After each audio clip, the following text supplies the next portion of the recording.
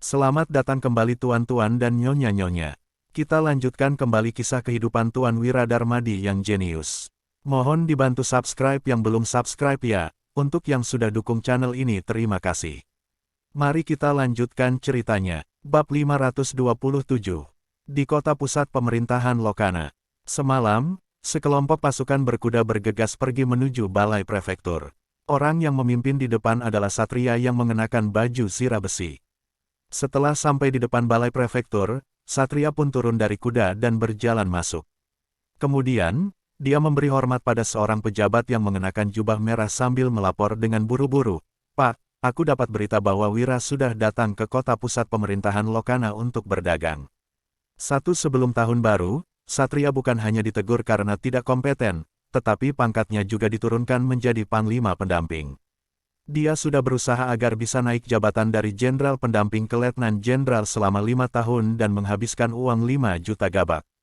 Sebelumnya, pemberontakan terjadi di mana-mana dan letnan jenderal yang tidak mampu mengalahkan para pemberontak juga banyak.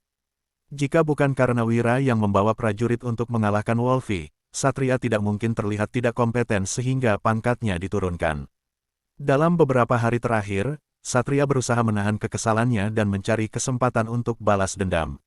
Bukan hanya dia, Dirja, prefektur wilayah ini juga sudah diturunkan pangkatnya dari pejabat tingkat R4 atas menjadi pejabat tingkat 4 bawah. Dirja berkata sambil tersenyum, "Aku juga sudah dapat beritanya. Apa rencanamu?" "Gampang saja," satria berkata dengan ekspresi suram, "berhubung kelompoknya membawa senjata, kita hanya perlu mengutus orang untuk mencegat dan menggeledahnya, lalu diam-diam menaruh beberapa baju zirah dan busur panah ke dalam barang-barangnya. Dengan begitu, dia sudah bisa ditangkap secara sah.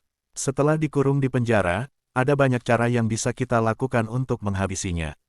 Dirja merendengus, "Kamu benar. Tapi, berbuat begitu nggak akan menguntungkan kita." "Tentu saja ada, Pak. Dia sudah menyebabkan pangkat kita diturunkan. Asalkan bisa menghabisinya, kita sudah termasuk membalaskan dendam kita." Dirja mencibir, "Jadi, apa gunanya balas dendam?" Setelah menyadari ada maksud yang tersirat dalam kata-kata Dirja, satria pun berkata dengan hormat, "Silakan Bapak beri petunjuk. Aku tahu kamu membenci anak itu.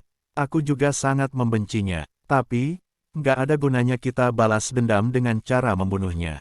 Kalau mau kembali ke posisi kita sebelumnya, kita harus bayar sejumlah uang kepada atasan dan mencari orang untuk membantu kita mengaturnya," ujar Dirja dengan cemberut.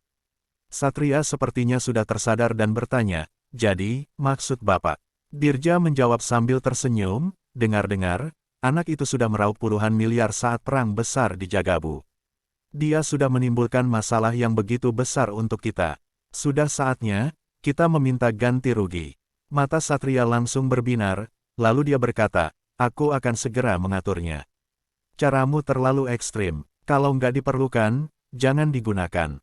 Lagian, ada orang di istana yang membelanya." Dirja melambaikan tangannya, lalu melanjutkan, "Aku sudah mengatur semuanya. Kalau dia patuh, situasinya nggak perlu sampai begitu parah." Satria menjawab sambil mengerutkan kening, "Dengar-dengar, sifat anak itu sangat buruk dan dia juga tipe orang yang nggak patuh." Dirja berkata dengan ekspresi dingin, "Kalau dia nggak patuh, kita akan pakai caramu untuk membuatnya patuh."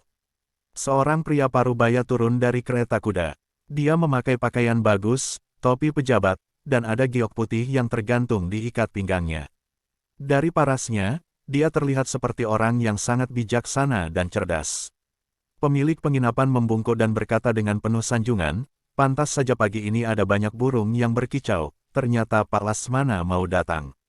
Silakan masuk." Satu pria parubaya itu tidak menyahut dan mengeluarkan sebuah undangan, lalu berkata, "Berikan ini pada Tuan Wira yang tinggal di penginapan kalian semalam."